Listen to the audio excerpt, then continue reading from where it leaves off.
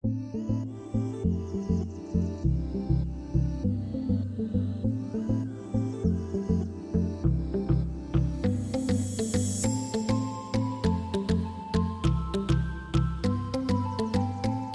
guys, and welcome back to the channel. Today we are here to talk about what's on my eyes, and that is the new Viseart Tryst palette. This is actually the first Viseart palette that I've ever picked up and tried, so I was really excited to review this for you guys. We're gonna jump right into it, but first let me mention that we're doing a new giveaway on the channel of the thing that's on my lips, sort of. It's a Charlotte Tilbury lipstick, but the winner will get to pick any color that they desire. The sky's the limit, so head over to the video, which I will link for you if you want to enter in that, and let's get started. So this is one of the Viseart 9 pans.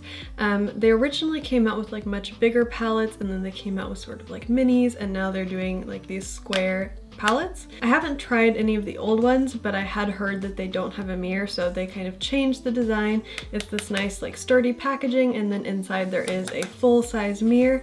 The only little issue I have is that this latch is just a little bit hard to get open, but other than that I think it's really beautiful with this like coppery color on the outside. And on the inside you can see that it's kind of like a golden pink purple palette. Now this palette has two true matte shades.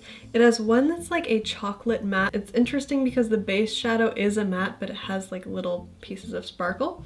And then all the rest are shimmer shades. And I did want to touch on how Natasha Denona compares to Viseart, because I've just heard people ask that question a lot before. I do think that the formula of the mattes is really, really good, really blendable. Natasha Denona has improved her mattes greatly. Now they're very blendable. It's comparable with the Viseart palettes. But I do think that they're a little bit different. You can see that this palette has gotten a little bit powdery as well, just because the shadows are very soft. And that does increase their blendability, but it also makes them a little bit less pigmented. I will say that this, after I've tried a couple looks, is much more of like a everyday wearable kind of palette.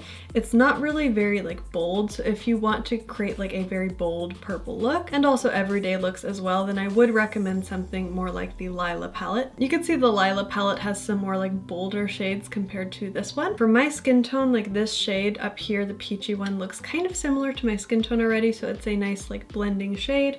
I like this kind of shimmery champagne for the brow bone. This pink is really, really nice. I feel like this adds a lot to the palette. It just gives that a little bit more warmth.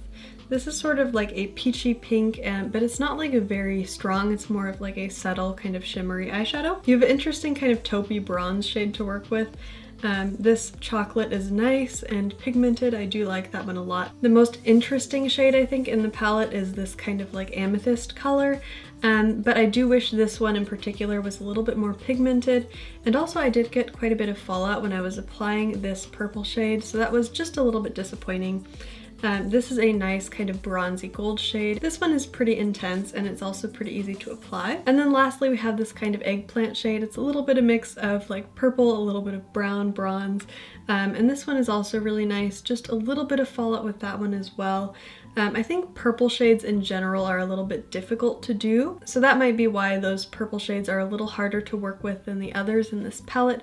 Overall, I do think it's a really good palette if you are looking for something that's more like everyday wearable, kind of maybe a little bit of like something something, you know, some nice like purple shades in there, but not really like in your face. Purple is the color of the year, so if you're really looking for a purple palette, but you think you want something that's like a little more like pop-in, a little more glitter, a little more pigment, something like that, for more pigment, I would suggest the Natasha Denona Lila palette. But if you're looking for purple and also like lots of glitter, then I did just get the Makeup Forever Starlit Glitter palette. Just swatching them and looking at them, they're really like gorgeous and glittery and shimmery. So that's also another purple palette option. I do think that they each have their place. They're just very different kinds of palettes.